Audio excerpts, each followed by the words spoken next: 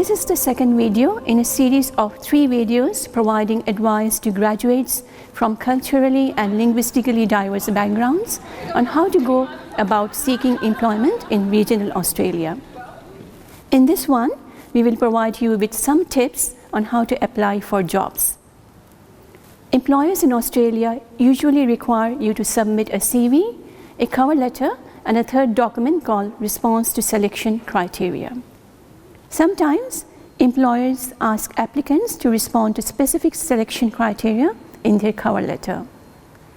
It is important to follow the guidelines on the job advertisement to determine whether you need to address the selection criteria in the cover letter or in a separate document. First, let's explore how to write a strong CV or resume. This is expected to have a number of different sections where you highlight your educational background, work experience, professional internships, and referees. Don't forget to include volunteer experience and extracurricular experiences, especially if you have limited work experience in Australia. In regional areas especially, volunteering and membership of community groups will put you in a positive light as it highlights your willingness to become an active member of that community. It also shows that you have knowledge of the working environment and organizational culture in Australia. I wanted to give back to my community, first thing first, because growing up here, I was involved in different volunteering programs, because that's something that I've been learning and something that I've developed as a young person and to where I am now today. In the employment and volunteering sections, use dot points to show what you did in each position in Australia and overseas as an employee, volunteer, or community group member, including the hard and soft skills you developed in these roles and your biggest achievements. So skills can be hard skills and they can be soft skills. A hard skill is something that you can prove. So a hard skill might be typing, yeah? A physical skill. The soft version of communication skills might be something like listening. Listening can't always be taught. It's considered a soft skill because it comes from inside. Give specific examples when highlighting your achievements.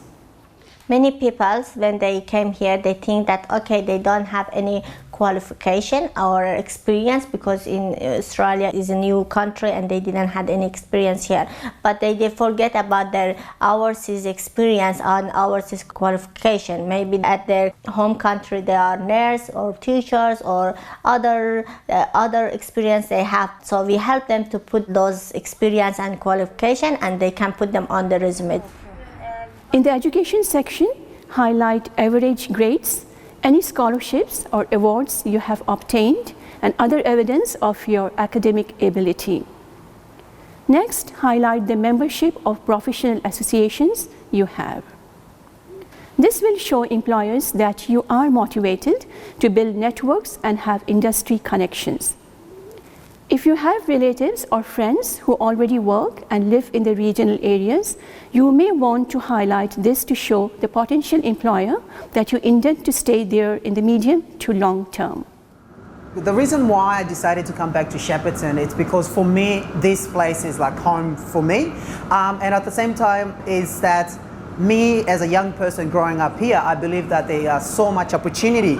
It is where I've got connections and also it's job opportunities. If you don't have personal connections in the places you are targeting, but you do in other regional areas, you can still highlight these to show your understanding of what it is like to live and work outside of capital cities. Finally, you should provide details of 2 referees and list their roles, organizations, and contact numbers. Ideally, these referees should be your former managers or team leaders who have worked with you in the past, understand you well, and are able to support you. It is best if at least one of them is based in Australia. This can help show that you are able to work effectively here, but if you have no work experience here, Your referee might be a senior member of a community group or a lecturer at a college or university from which you have recently graduated. Keep in mind that a supervisor of your volunteer experience may be a highly qualified referee as well. Depending on the job applied for, you might be able to indicate that referees are available upon request, and you can provide their names and contacts later. Always get the permission of referees before including them on a job application. I think a few tips for anyone or who is looking to apply for jobs in terms of the resume. I think it is always good to have it planned. And also this goes to the job that you're applying for, because sometimes you have to leave few things out that maybe they're irrelevant to the job that you're applying for. I think first it's got to be catchy, it's got to be, it's got to be well presented, and there have to be a sequence as well. Key selection criteria listed in job descriptions can be described as key abilities and skills that employers look for when assessing applicants and their employability skills. So you can have a skill and your ability could be ranked. So your English, you have the English spoken skill and your ability is high. Yes. They are statements or questions which provide an opportunity for you to highlight your suitability for the position and distinguish yourself from other job candidates. The other question is, they might ask you if you're able to work in a group, like in a group environment, because here at SPC, that's what we do. We work with our supervisors and so on and so on. So it's all about working together and communicating. Key selection criteria are typically included in the position description and tend to be categorized into essential criteria and desirable criteria. For example, here is a key selection criteria selected from a job description. To address the key selection criteria, you then construct your responses and include recent and relevant examples to show how you meet the key selection criteria. Although not all jobs require you to address key selection criteria, if they do, you must write a structured response for each criterion, outlining how you meet the requirements by providing concrete examples. Also, be aware of word limits for this section. Typically, you will write 2 to 4 sentences per criteria. At the top of your document heading, Statements addressing the key selection criteria, remember to include your name, the job you have applied for, and the job reference number if available.